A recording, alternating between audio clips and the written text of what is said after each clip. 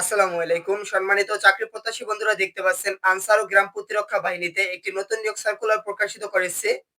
দেখতে পাচ্ছেন এখানে এসএসসি বা সমমানের পরীক্ষায় উত্তীর্ণ হয়ে থাকলে আবেদন করতে পারবেন। প্রার্থীর বয়স 18 থেকে 22 বছরের ভিতরে থাকতে হবে।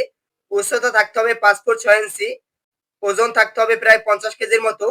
দৃষ্টিশক্তি 6/6 ইঞ্চি থাকতে হবে এবং বুকের মাপ 32 থেকে 34 ইঞ্চি থাকতে হবে।